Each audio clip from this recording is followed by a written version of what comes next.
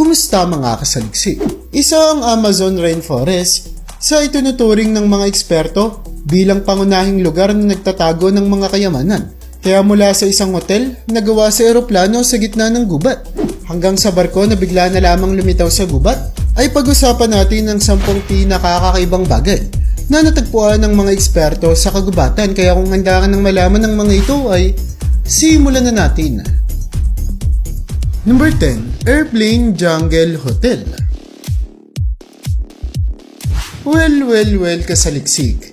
Nakarinig ka na ba ng mga taong naninirahan sa eroplano na may ilang libong kilometrong layo mula sa syudad? Yan kasi ang pakulo ng isang hotel na kung saan ay nirenovate nila ang isang dambuhalang Boeing 727 na kung saan ay inilagay nga nila ito sa isang kagubatan para mas lalong madama ng kanilang mga bisita at mga taong gustong manaluyan sa lugar ang ating kalikasan. Pero talaga namang hindi ito basta-bastang hotel dahil ang lahat ng mga bagay na pwede mong makita sa isang 5-star hotel ay pwede mo ring makita sa abandonadong Boeing 727 na ito. Meron nga din ditong swimming pool at maging ang kanilang mga kwarto ay air condition. Makakatagpo ka rin sa loob ng kitchen, dining area, private entrance at mga balkonahe. Kaya talaga namang isa itong hindi malilimutang karanasan ng kahit na sinong tao na gustong tumira at maka-experience ng mga kakaibang kaganapan.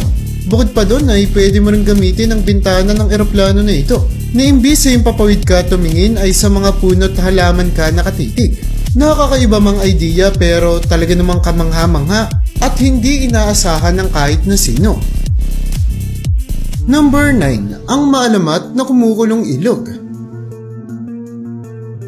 Ang susunod na maririnig mo ay talaga namang siguradong hindi mo halos mapapaniwalaan dahil maniniwala ka ba kung mayroong totoong kumukulong ilog na pwede nating matagpuan sa ating mundo?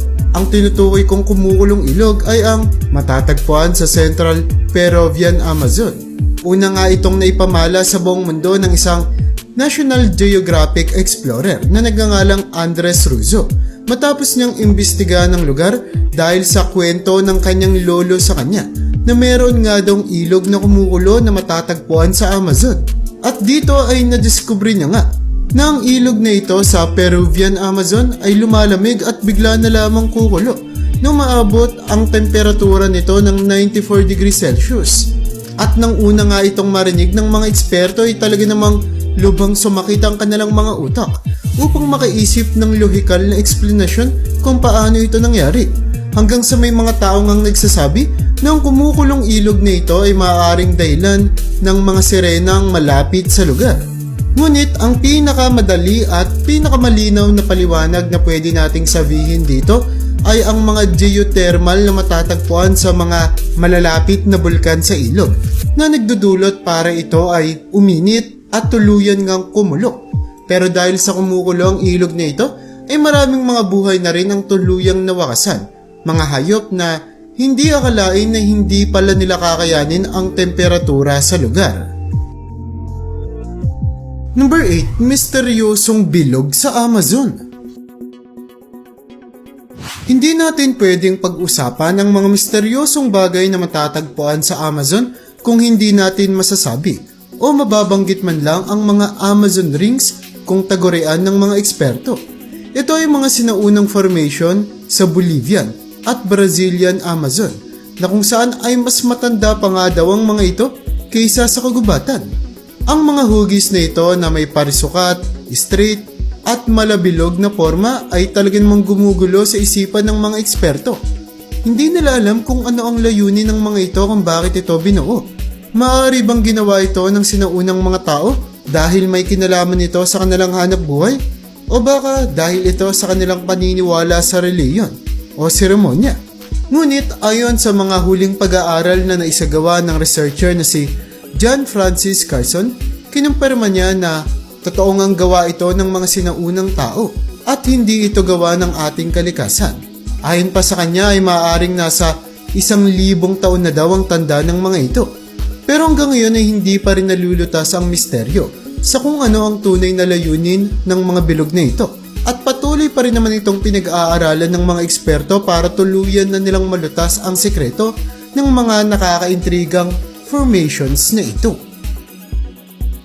Number 7. Pinakamalaking bulaklak sa mundo. Maniniwala ka ba kung sabihin ko sa iyo na ang pinakamalaking bulaklak sa ating mundo na matatagpuan sa Amazon ay siya ring pinakamabaho? Ang nakakaintrigang bulaklak na ito na pinangalan ng Rafflesia arlodi ay isang rare at magandang bulaklak ngunit napakadelikado. Matatagpuan ng mga ito espesipiko na sa Indonesian rainforest at sa kabila ng nakamamangha nilang itsura ay isa silang mga parasitic plant na kung saan ay wala kang makikita na mga halaman, ugat o maging mga tangay sa kanila at umaasa nga lamang sila sa kanilang mga biktima na insekto para makakuha ng tubig at nutrients. Sa loob kasi ng nasa 6 hanggang 7 araw ay bigla silang bubusilak at maglalabas ng napakabahong amoy na parang sa nabubulok na mga karne. Ginagawa nila ito para ma-attract nila ang mga pollinating insects. Kaya naman tinagurian silang corpse flower. At ang mga insekto na ito ay ang tuluyan nilang kakainin. Kaya naman bulaklak man ang Rafflesia arnoldi, ngunit hindi sila gumagamit o nangangailangan ng kahit na anong enerhiya mula sa araw, kung saan ay nakadepende nga lamang talaga sila sa kanilang mga host o yung mga insektong kanilang nakakain. Sa kasamang palad, ang nakakagulat at napakagandang bulaklak na ito ay unti-unti nang naubos dahil sa unti-unti ring pagkasira ng lugar kung saan sila tumutubo, na kung saan ayon sa mga eksperto, nasa 42% ng mga bulaklak na ito ang nasa panganib at 25 classified na mga species ang itinuturing ng critically endangered. Number 6. Ang nawawalang stonehead ng Guatemala. Isa na namang diskubre ang talaga namang nagpasakit sa ulo ng mga eksperto. At ito ay ang pagkadiskubre nila ng stonehead ng Guatemala, na kung saan ay nadiskubre nila ang ulo na ito sa Guatemalan jungle noong 1950s. Ito ay naisagawa ni Dr. Oscar Rafael Padilla Lara. Ngunit ang nakakakamot ulo sa batong ito ay nahihirapan silang maintindihan kung gawa nga ba ito ng mga sinaunang taong nanirahan sa Central America. Hindi kasi katulad sa mga naunang relika at iba't iba pang mga kagamitan na nadiskubre ng mga eksperto sa parte ng kagubatan na ito. Ang bato na ito ay mayroong talaga namang nabubukod tanging mga katangian mula sa hugis ng ulo nito hanggang sa hugis ng kanyang ilong na nagdulot para magkaroon ng iba't ibang mga tsorya tungkol sa kanya. Kasama na ng mga espekulasyon na may kamukha daw itong alien. Ngunit hindi na mululutas pa ang misteryo sa bato na ito dahil sa kasamang palad sa kalagitnaan ng nangyaring civil war sa Guatemala noon, nasira ang stonehead na ito.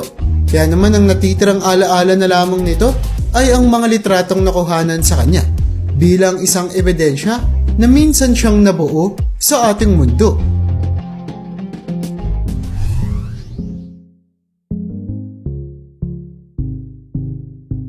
Sa patuloy nating paninirahan sa mundong ito, ay napakarami ng mga nakatagong sikreto ang unti-unting nabubunyag na lalo lamang nagpapaintriga sa atin. Isa na dito ay ang natagpuan sa Rondônia State, sa bansang Brazil, kung saan nadiskubre ng mga researchers ang isang hindi makatotohanang sanktuaryo ng mga hindi pa natutuklasang bagay sa isang kagubatan na kung saan ay nagdulot ng maraming mga espekulasyon tungkol sa katunayan ng mga UFO o yung mga nilalang na naninirahan sa labas ng ating planeta. Maraming nagsasabi ng nakuha ng picture daw na ito sa kagubatan ang magpapatunay na matagal nang binibisita ng mga alien ang sinaunang sibilisasyon na ngayon ay natatakot lamang silang magpakita. Marami din namang mga nagsasabi na isa itong sikreto ng mga militar na hindi nila kayang ibunyag sa publiko, dulot na pwede itong magdulot ng pagpapanik sa lahat. Pero talaga namang isa ito sa mga bagay na hindi pa natin tuluyang naiintindihan ng lubusan. Number 4. Sigiriya. Ngayon ay maghanda ka ng mamanga sa isa sa tinaguraang 8th Wonder of the World na Sigiriya. Ito ay matatagpuan sa Sri Lanka. Ang nakamamanghang rock formation na ito ay nagsilbing taguan ng isang hari na nagangalang Kasyapa. At meron nga rin itong napakayaman na kasaysayan na kung saan ay umaabot ng ilang daang mga taon na ang tanda nito, na nagsilbi nga itong monasteryo ng maraming mga monghe. Kapag nakapunta ka sa taas nito ay hindi mo aakalaing kaya itong gawin ng mga sinaunang tao na makagawa ng tila ba isang maliit na bayan sa taas ng malaking puno na ito, na nagpapakita lamang kung gaano na sila kagaling pagdating sa kanilang craftsmanship. Makakakita din tayo dito ng mga nakamamanghang wall art ng mga sinaunang tao ng Sri Lanka. At noong aktibo pa ang lugar, ay makakakita tayo dito noon ng mga madadamong hardin, swimming pool, at iba't iba pang mga maliliit na anyong tubig na artipisyal na ginawa ng mga tao, na nagpapatunay lamang kung gaano nakagaling gumawa ng sining ang mga tao sa Sri Lanka. At ang Sigiraya nga ang magpapatunay nito. Number 3, ang nawawalang syudad ng mga higante. Ang pangalan ng syudad nito na pinangalan ng Lost City of Giants ay nakuha dahil sa mga alamat na kwento-kwento ng mga tao doon, kung saan sa lugar na ito ay makakakita ng napakalalaking mga istruktura at mga kagamitan na pinaniniwala ang ginamit ng mga higante noong unang panahon. Ilan nga sa mga explorer ay nakakita rin ng mga sinaunang cobblestone wall at malalaking mga kalsada na sinamahan pa ng dambuhalang mga bato na nagdulot para mabuo ang katanungan sa isipan ng maraming mga tao kung ito ba ay natural na nabuo o sinadyang buuin ng kahit na sino. Ang lugar na tinatawag na The Lost City of Giants ay patuloy pa rin iniimbestigahan ng mga eksperto, na hanggang ngayon ay nakakakita pa rin sila ng mga palatandaan na maaaring ang tunay itong pinagtirhan ng mga sinaunang higante. At iniisip din nila na may koneksyon ng lugar na ito sa pinakahuling emperor ng mga Inca, at ito ay si Atahualpa. Pero sa ngayon na napakahirap pang pag-aralan ang sikludong lugar na ito dahil napakaraming mga delikadong hayop ang nakapaligid at naninirahan sa lugar, kaya naman ang gobyerno ay nagpaplano ng magpadala ng mga tunay na eksperto para sa malaliman pang paglalakbay at pag-iimbestiga sa lugar. Number 2, ang higanting serpent ng Vietnam. Dahil nasa usapan na rin naman tayo ng mga higante, ay pag-usapan naman natin ang napakalaking populasyon ng mga ahas sa bansang Vietnam, na kung saan ay makakatagpo nga tayo dito ng mga reticulated python na nabubukod tangi sa lahat. Hindi lamang dahil sila ang pinakamalaking ahas sa bansang Vietnam, kundi sila rin ang pinakamahaba sa buong mundo, na umaabot ang sukat nila ng mahigit sa 22 talampakan. Kilala naman sila dahil sa kanilang skin patterns na parang isang net. Samantala ang bigat naman ng mga pythons na ito ay pwedeng umabot mula sa 4 hanggang sa 100 kilo, at ang kanilang kinakain ay iba't ibang mga sukat, katulad na lamang ng mga daga o mga rodents kapag sila ay bata pa, hanggang sa kumakain na nga rin sila ng mas malalaki pang mga prey, katulad ng binturos, mga unggoy, baboy at maging mga usa.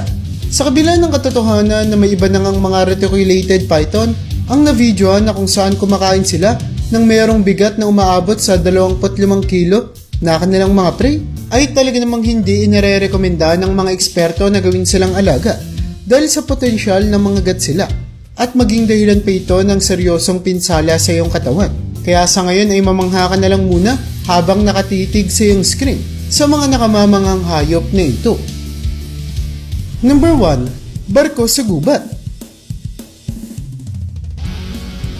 At para sa una sa ating listahan ay pag-usapan natin ang barko na ito na nadiskubre ng isang lalaki na nakatira sa loob ng kagubatan, kung saan ay nakarinig daw siya ng isang malakas na ingay bago niya makita ang misteryosong barko na ito na bigla na lamang daw lumitaw sa gitna ng gubat, na nagdulot para masira ang maraming mga puno at mamatay ang ilang mga buhay ilang.